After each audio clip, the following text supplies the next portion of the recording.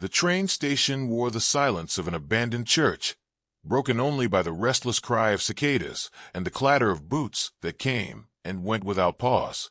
The evening sun spilled gold across the desert horizon, a molten river sinking into dust, and in its fading light sat Clara Mae Holloway.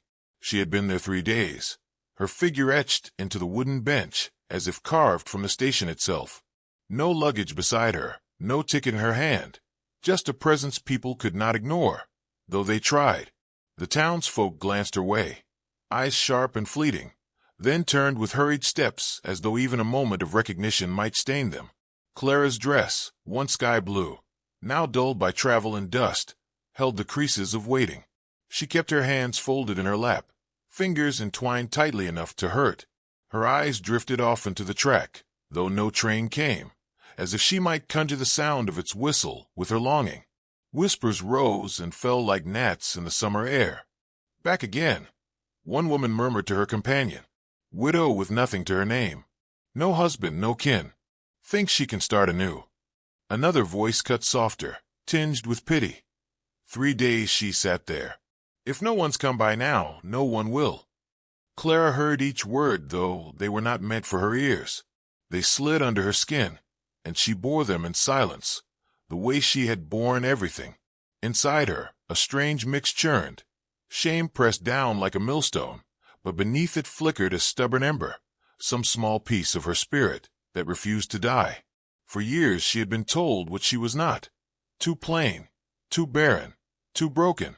And still she had risen each morning. Still she had walked into town though gossip trailed her like a shadow. Yet now, waiting with no promise of relief, she wondered how much longer she could endure the watching, the muttering, the silence. The station's clock ticked loudly in the hush of twilight, marking each second like a nail driven deeper into her solitude. She kept her gaze lowered, the brim of her bonnet shading her face, though she felt the town's judgment prickle across her skin. By the 3rd day, she had grown almost numb, convinced the waiting would stretch on forever, until the cry split the air. It was small, shrill, and desperate, the cry of a child. Clara lifted her head in time to see a blur of motion, a girl darting through the crowd, hair flying like a tangle of sunlit straw. The child ran straight to her, breathless, her face flushed with exertion and dust. Without hesitation, she clutched at Clara's skirt, burying her face into the worn fabric as though it were a shield. "That's her," the girl sobbed. "That's her. Will you be my mama?" The world stilled. Boots froze mid-step. Murmurs swelled into shocked gasps that rolled through the gathered crowd like wildfire. Clara's hands hovered in the air, uncertain, trembling with the weight of that single plea. Her heart thundered, so hard she could hear it in her ears, yet her mind could not catch up. Who was this child? Why her? The girl, frail, no more than 7, clung tighter, her small fists pressing into Clara's knees.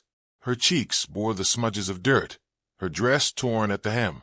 Eyes, the color of storm-churned sky, looked up at Clara with a raw, pleading hunger. "Please," the girl whispered, the word cracking like dry timber. Around them the whispers sharpened. "She's not fit to raise a child. No blood between them. Mark my words, that girl will bring nothing but trouble."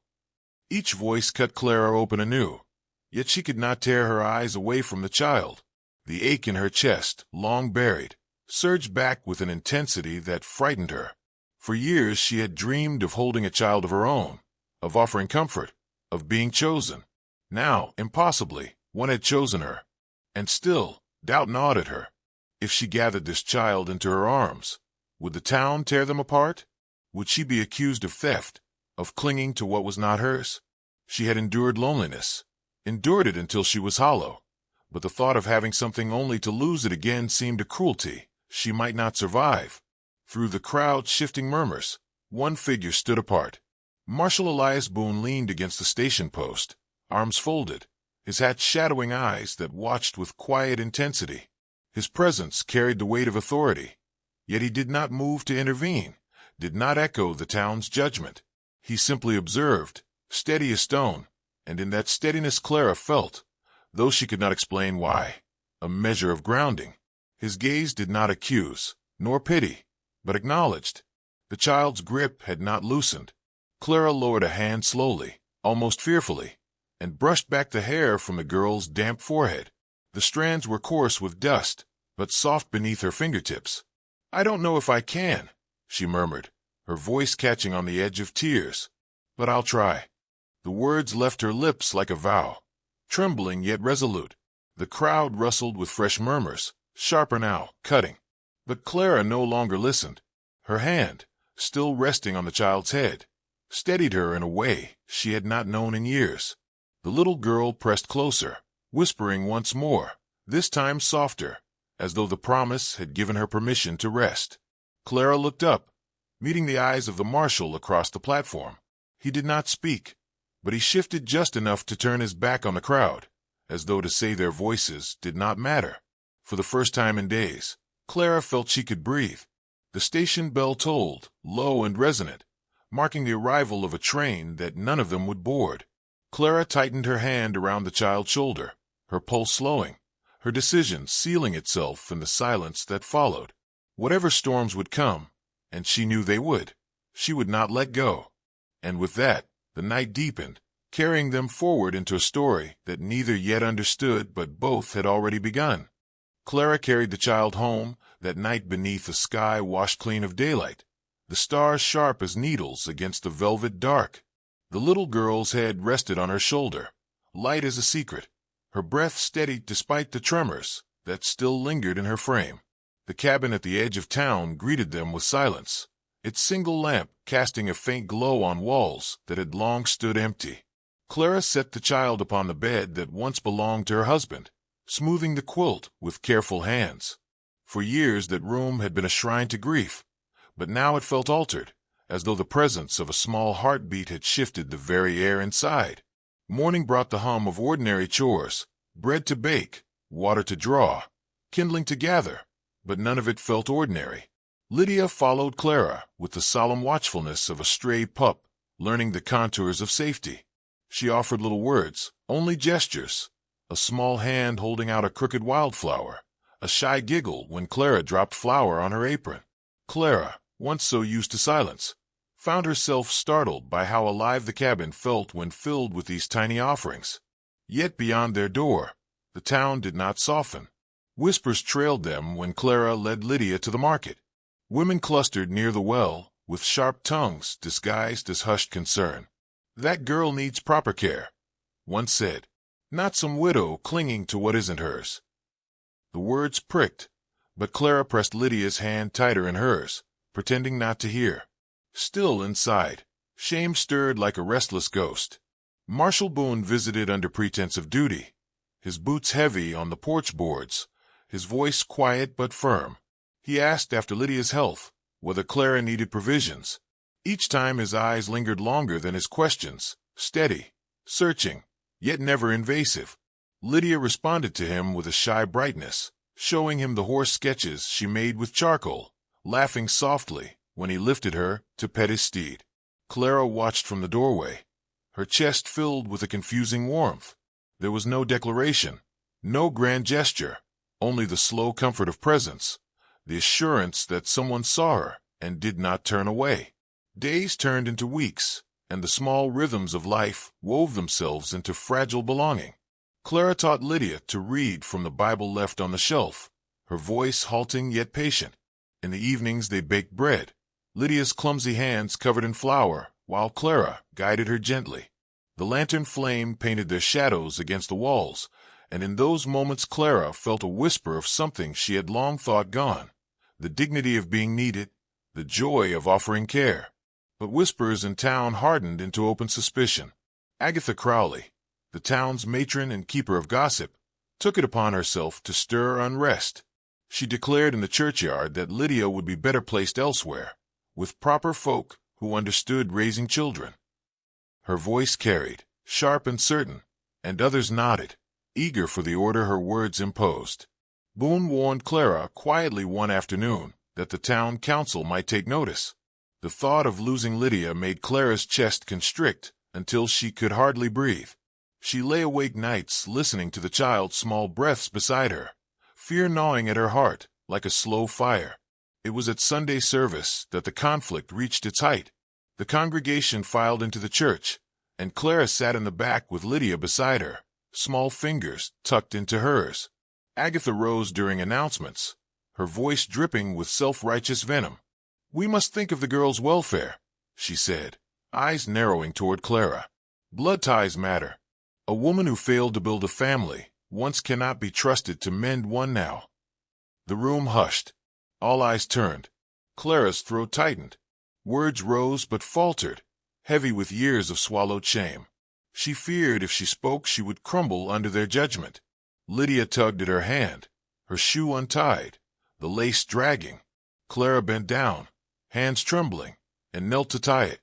The act was small, ordinary, looping lace, tightening a knot. But in that hush it became something greater. She smoothed Lydia's dress, whispered a word of comfort, and lifted her chin, so their eyes met. The girl smiled faintly, safe despite the storm around her. No declaration could have been louder. A murmur rippled through the pews, some frowning, others softening. Boone sat near the aisle, his jaw set, his eyes unwavering. In his silence was solidarity, and Clara felt it like a hand at her back. She rose without speaking, holding Lydia's hand, and walked them both out into the sunlit street, her dignity unshaken though her knees quivered beneath her.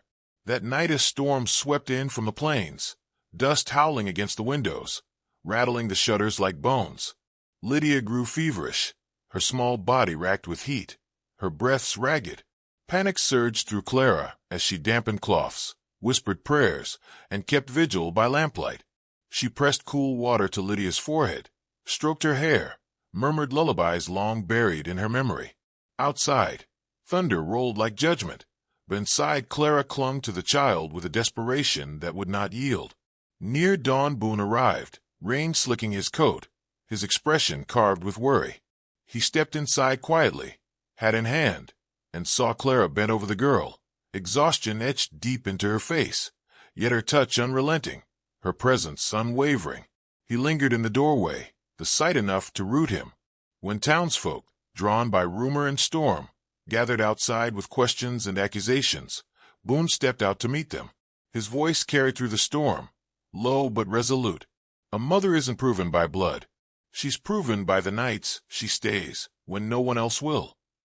The crowd stilled, their mutters silenced by the conviction in his words. Clara, hearing them faintly through the walls, felt something break open in her chest, not fear, but release. When Lydia stirred at last, her fever easing, her lips formed one fragile word, "Mama." Clara's eyes blurred, her hand clutching the child's as if anchoring them both to the earth. In that single utterance, all her years of silence, rejection, and doubt dissolved. She had been chosen, not by gossip, not by law, but by the small heart that trusted her enough to speak the truth aloud.